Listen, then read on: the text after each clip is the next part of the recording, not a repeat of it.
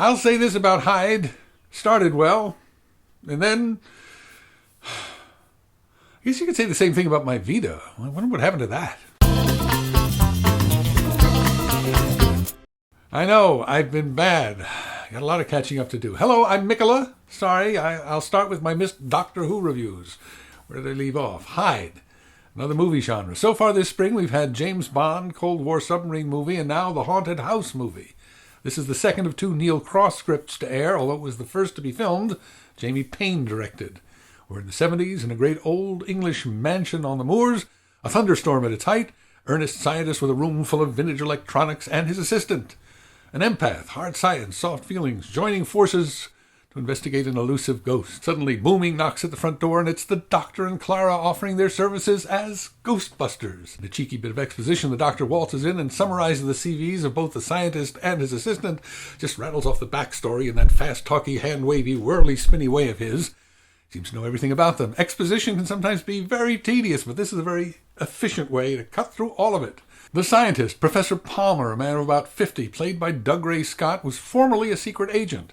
The assistant, Emma Grayling, played by Jessica Raine. She's an empath. The Doctor describes her as the Professor's non-objective equipment. Take that, feminists. I'm about to get spoilery. You are warned, as usual. The show follows a classic structure. Act 1, show us the ghost. Act 2, solve the mystery of the ghost. Act 3, deal with the ghosts. But then there's another story tacked on at the end, a surprise plot that is about the power of love. Maybe it wasn't tacked on, but I completely missed the setup, which was this. Clara and the Doctor are exploring the house, and they encounter a shadowy presence. The briefest lightning flash gives us a 2-frame glimpse of a crouching something or other. 2 frames. I thought it was all just another manifestation of the ghost. It wasn't until the second viewing that I caught on. This is a different creature altogether. I'll come back to that. Act 2. Clara and the Doctor investigate the ghost. Turns out it's not a ghost. It's a person trapped in a collapsing pocket universe running in super-duper slow motion. Pocket universe? Let me explain. Our universe. Pocket universe. Got it? That's all they gave me. Act 3. Dealing with the ghosts. The Doctor fetches some tech from the TARDIS to amplify Emma's empathic abilities. It's a blue crystal from a planet called Metabolus 3. In the spirit of the 50th anniversary year, that's a callback to a planet we first heard about from the 3rd Doctor, John Pertwee. But hold on, what's this? Where Matt Smith calls it Metabolus 3. John Pertwee called it Metabolus 3. So which is it? 11 says Metabolus 3. And 3 says Metabolus 3. Metabolus. Metabolus. Tomato, tomato. Some fanboys say this proves that showrunner Stephen Moffat is sloppy about details. But I say, how do we know John Pertwee pronounced it correctly in the first place? Maybe Matt Smith has it right.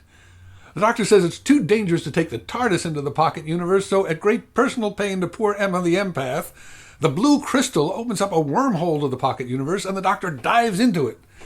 Attached to a rope. He crosses into another dimension, tethered to ours by a rope.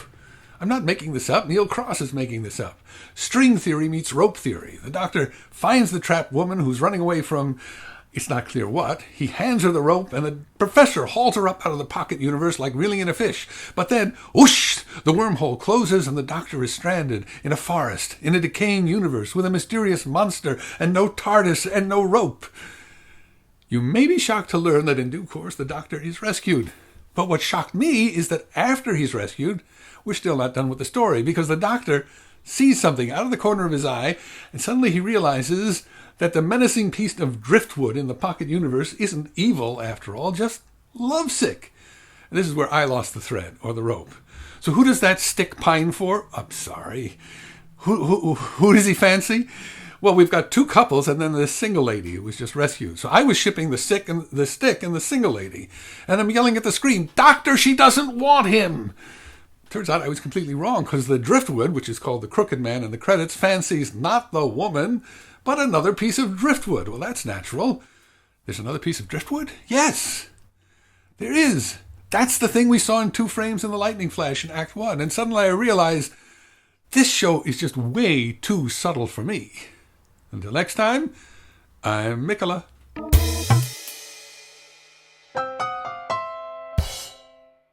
DVD extras. Doug Ray Scott, who plays Professor Palmer, may be familiar to American audiences from his season as Terry Hatcher's fiancé in Desperate Housewives. Or maybe as the villain in the second Mission Impossible movie. He might be even more familiar to everyone if filming on MI2 didn't run past schedule, forcing him to drop out of X-Men, where he had been originally cast as Wolverine. Nice break for Hugh Jackman. Today's shirt. Mama's Royal Cafe. Don't let the Chinese art fool you. This is an American breakfast, brunch, and lunch place in Oakland. Among the best you'll find. Always draws a great, diverse crowd. Food is locally sourced and delicious. Don't take my word for it. You can read the reviews. If you're anywhere near Oakland, that means you, San Francisco, this is a great place to go for the most important meal of the day.